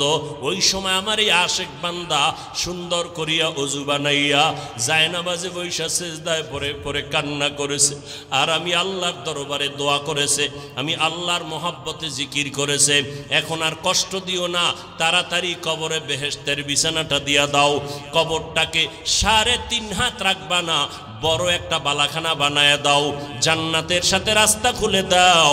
আমার বান্দা এখন ঘুমাবে, কিয়ামত পর্যন্ত আরামে ঘুমাইতে থাকবে, কেউ ডিস্টার্ব করবে না রে ফেরেশতা। নবী আফসোস করে বলে, এ যুবকেরা, আজকে কি মনে করতেছো আমরা টুপিদারির কারণে বুঝি বোকা হইয়া গেছি? আল্লাহর কসম আমাদের মাথা নষ্ট হয় নাই। টুপিটা মাথায় দিলে মাথা গরম হয়, এটা তোমার থেকে আমি কম বুঝি না, এরপরও টুপি কেন ফালাই না? দাড়িটা লম্বা করার কারণে যৌবনের ভাব চলে যায়, তোমার থেকে কম বুঝি না, এরপরও দাড়িটা কেন ফালাই না? লম্বা জামা গায়ে দেওয়ার কারণে শরীরটা গরম লাগে, এরপরও কেন জামা ফালাই না? তোমার থেকে কম বুঝি না রে বাবা। সব কিছু বুঝার পর কেন এত কষ্ট করিয়া নামাজ পড়ি, কেন টুপিটা মাথায় রাখলাম? আজকে যদি আমি তোমার মতো স্বাধীনভাবে প্যান্ট শার্ট টাই লাগাইয়া দাড়িটা কামাইয়া মাস্তানি ভাব নিয়ে রাস্তায় সন্ত্রাসী করতাম, বহু টাকাওয়ালা সন্ত্রাসীরা আমারে ভাড়া কইরা নিয়ে ব্যবহার করত। কিন্তু না রে বাবা, চিন্তা করে দেখলাম, আল্লাহর কোরআন পড়লাম, নবীর কথা দেখলাম, একটা কথা মিথ্যা নাই। কত বেঈমানেরা আল্লাহর কোরআনে ভুল বের করার জন্য পাগল হইয়া হন্যে হয়ে দেখলো, আজও পর্যন্ত একটা ভুল বের করতে পারে নাই, বরং বহু বেঈমানেরা কালেমা পড়ে মুসলমান হয়ে গেল।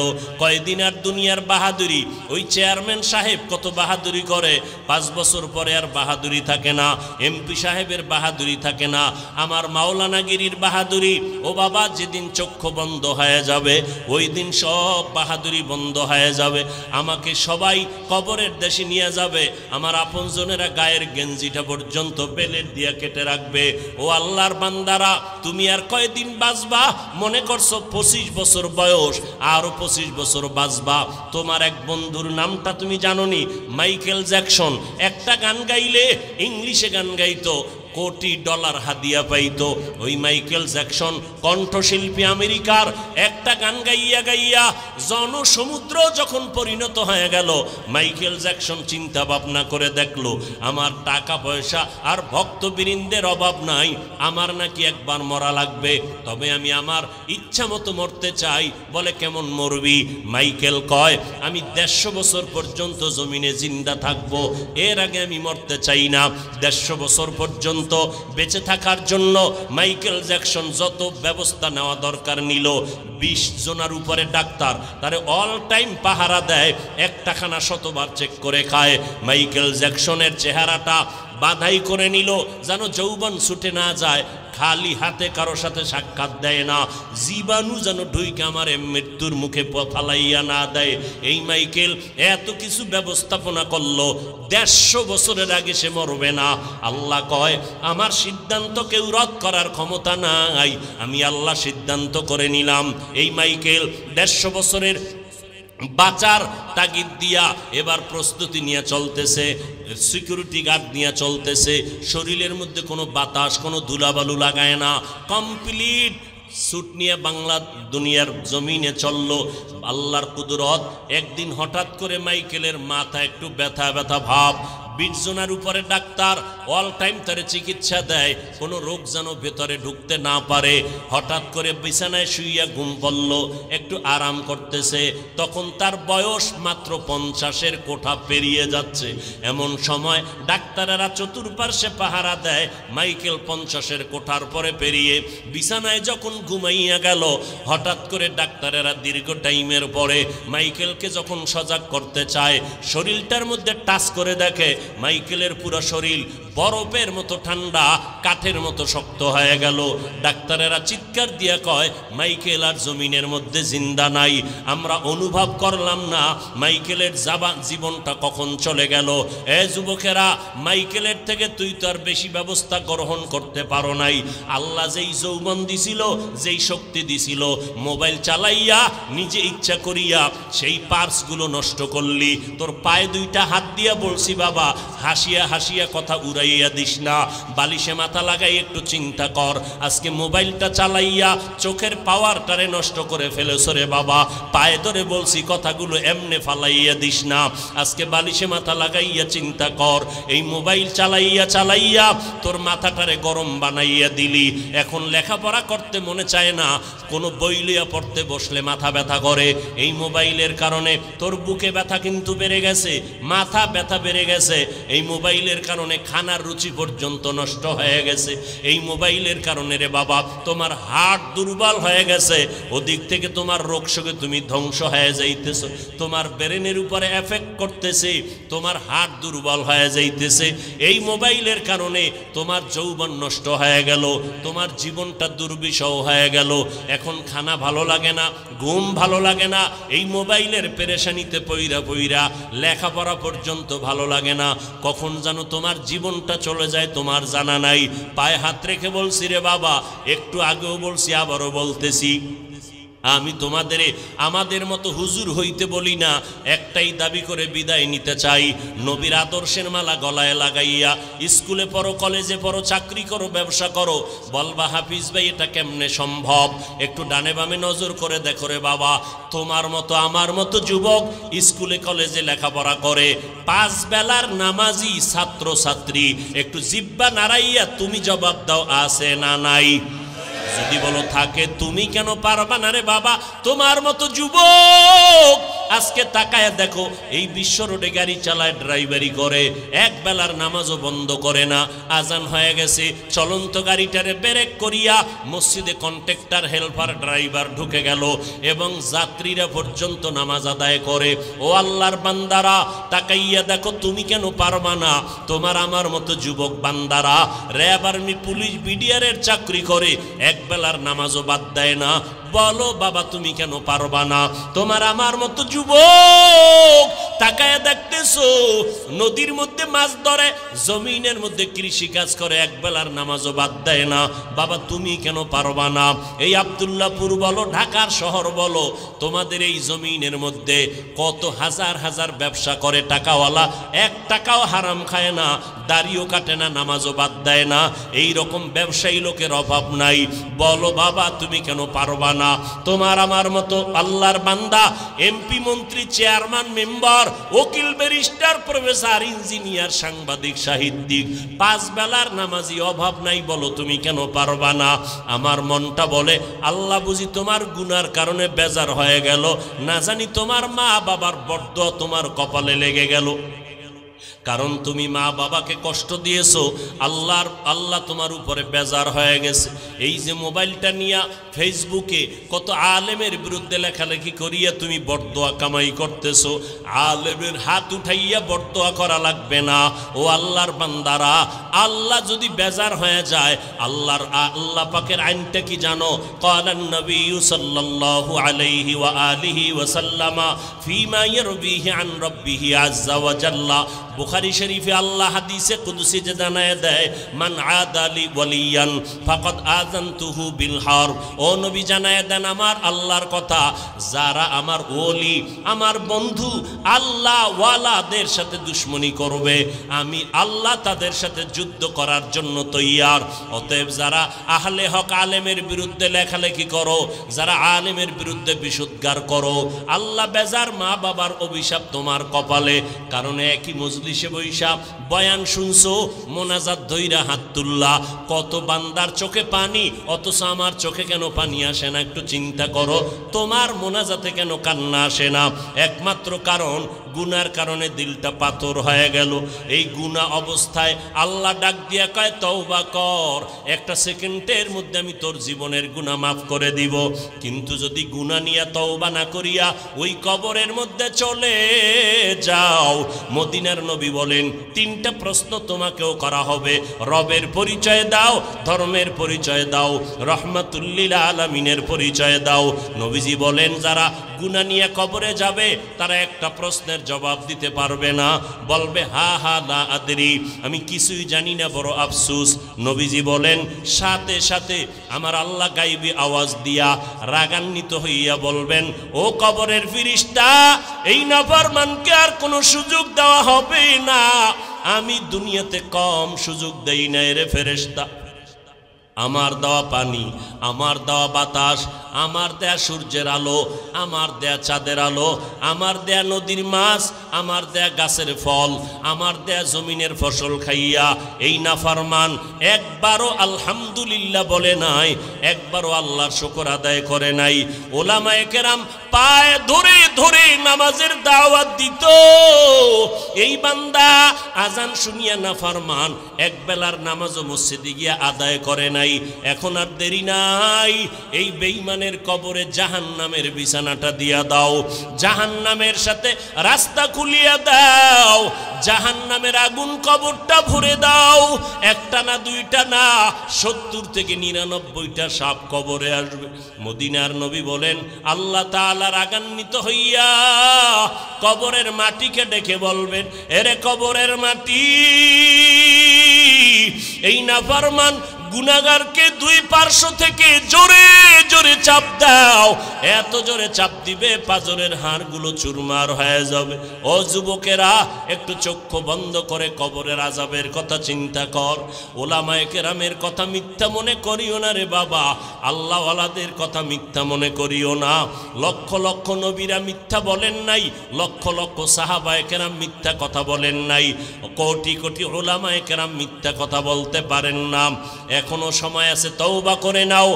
মনে মনে আমার আল্লাহকে ডাকো আর বলো, হে মালিক, এই ময়দানে আমার মতো গুনাহগার কেউ নাই, আমার গুনার কারণে আমার হাত না পাক, চোখ না পাক, আমার জিহ্বা না পাক, আমার অন্তর না পাক।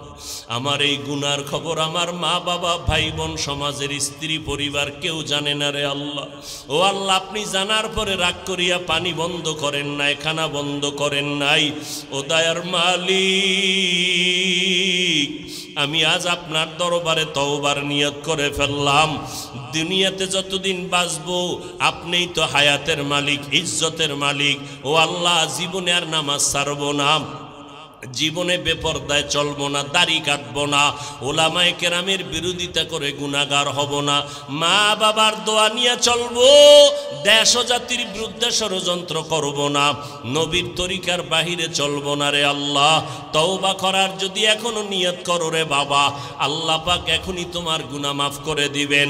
অন্তর থেকে আমার আল্লাহকে মনে মনে ডেকে ডেকে তওবার কথা বলো।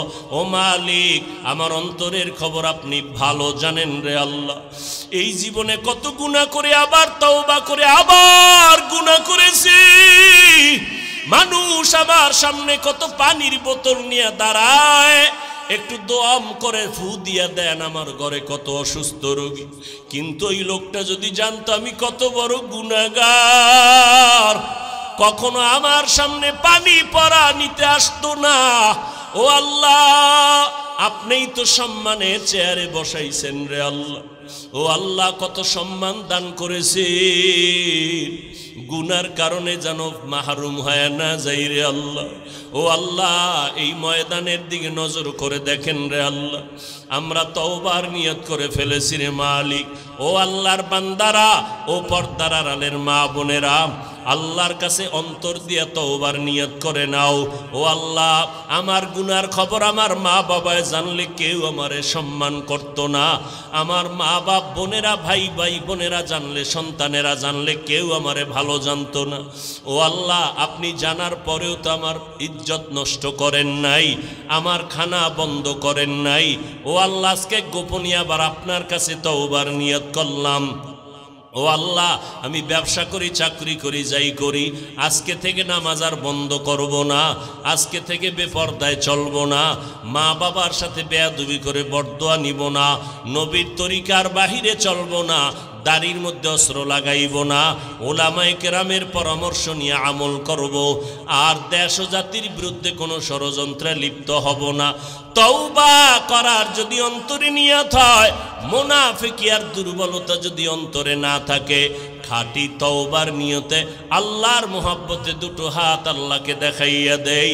ও দয়ার মালিক, আমরা যারা তওবার নিয়তে হাত তুলেছি, মেহেরবানি করে আমাদের হাতগুলো কবুল করে নেন, তওবা কবুল করে নেন, তওবার উপরে মজবুত হইয়া চলার তৌফিক দান করেন, আমিন।